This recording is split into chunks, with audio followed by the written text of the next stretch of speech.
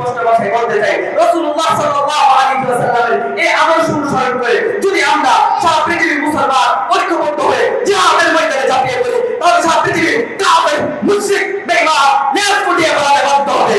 يؤتي الحكمة من يشاء. السلام عليكم ورحمة الله. الحمد لله وكفى وسلام على عباده الذين اصطفى. أما بعد، فأعوذ بالله من الشيطان الرجيم. بسم الله الرحمن الرحيم.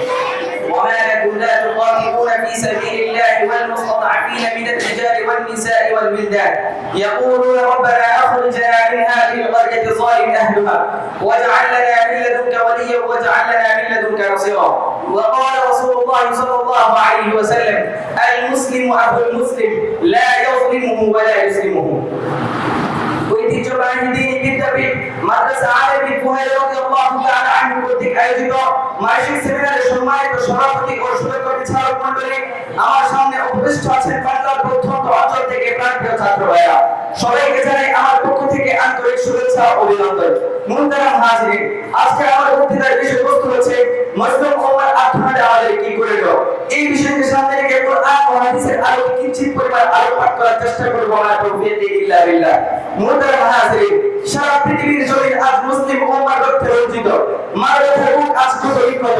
কাশ্মীরের অবস্থায়, ফিলিস্তিনের গলিতে, আরাকানের ধ্বংসস্তূপে রক্তাক্ত শিশুদের কান্না, বিধবা মায়েদের হাহাকার সারা পৃথিবীর আকাশ বাতাসকে প্রকম্পিত করে তুলছে।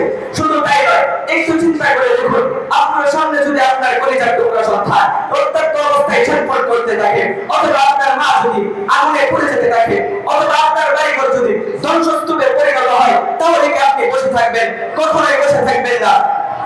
মুহতারাম হাজিরিন, অথচ আল্লাহ রাব্বুল আলামিন কুরআনুল কারীমে সুস্পষ্ট ইরশাদ করেন, ওয়া লাকুম লা তুকাতিলুনা ফি সাবিলিল্লাহ ওয়াল মুস্তাদআফিনা মিনাল রিজালি ওয়ান নিসাই ওয়াল উলদান। তোমাদের কি হলো? তোমরা মুসলিম উম্মার আত্মনাদে ও আল্লাহর রাস্তায় জিহাদে বের হচ্ছ না।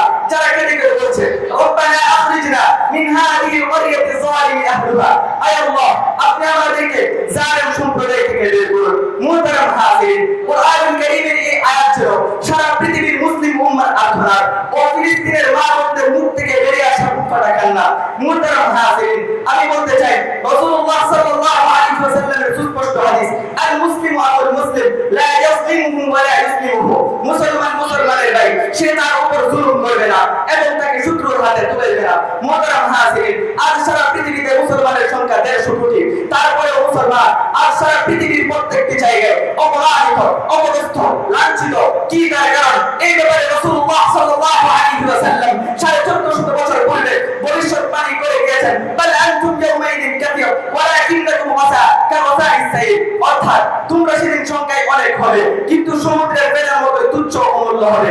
মুহতারাম হাজিরিন, আমি আজ বলতে চাই, যে মুসলমানের হুঙ্কারে সারা পৃথিবীর আকাশ বাতাস প্রকম্পিত হতো, যে মুসলমানের হুঙ্কারে নাস্তিক মুরতাদ বেঈমানদের কলিজা থরথর করে কেঁপে উঠতো, আজ ওই মুসলমানদের উপর কাফের মুশরিক বেঈমানেরা জুলুম করছে, অত্যাচার করছে, নির্যাতন করছে। কি তার কারণ? তার কারণ হচ্ছে আমরা ঐক্য বলে গিয়েছি। আমাদের ভিতরে আল্লাহ তাআলার কোনো ভয় নেই। এই ব্যাপারে আরো সুস্পষ্ট হওয়ার জন্য যদি কুরআনুল কারীমের দিকে তাকাই, তাহলে দেখতে পাই আল্লাহ রাব্বুল আলামিন সুস্পষ্ট বলেন, ইল্লা তানফিরু ইউআযিবকুম আযাবান আলীমা। যদি তোমরা আল্লাহর রাস্তায় জিহাদ ছেড়ে দাও, তাহলে আল্লাহ তাআলা তোমাদেরকে ধ্বংস করবেন এবং তোমাদের পরিবর্তে অন্য এক উম্মতকে স্থলাভিষিক্ত করবেন। শুধু তাই নয়, আল্লাহ রাসূল সাল্লাল্লাহু আলাইহি ওয়াসাল্লামের সুস্পষ্ট হাদিস, ইযা তাওয়াক্তুমুল জিহাদ ফাসাল্লাল্লাহু আলাইকুম বিল্লাহ। যদি তোমরা জিহাদ ছেড়ে দাও, তাহলে আল্লাহ তাআলা তোমাদের উপর লাঞ্ছনাকে চাপিয়ে দিবেন। মুহতারাম হাজিরিন, এই পরিস্থিতিতে আমাদের করণীয় কি? আমাদের করণীয় হচ্ছে রাসূলুল্লাহ সাল্লাল্লাহু আলাইহি ওয়াসাল্লামের আদর্শ অনুসরণ করা। কি সেই আদর্শ?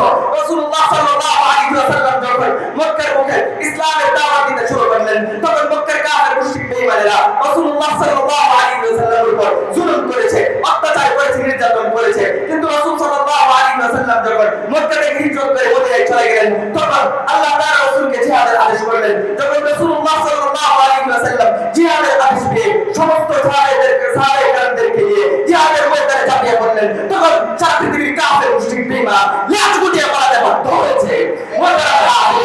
আমি আজ আপনাদেরকে সুস্পষ্ট ভাষায় বলতে চাই, রাসূলুল্লাহ সাল্লাল্লাহু আলাইহি ওয়াসাল্লামের এই আদর্শ অনুসরণ করে যদি আমরা সারা পৃথিবীর মুসলমান ঐক্যবদ্ধ হয়ে জিহাদের ময়দানে ঝাঁপিয়ে পড়ি, তাহলে সারা পৃথিবীর কাফের মুশরিক বেঈমান লেজ গুটিয়ে পালাতে বাধ্য হবে।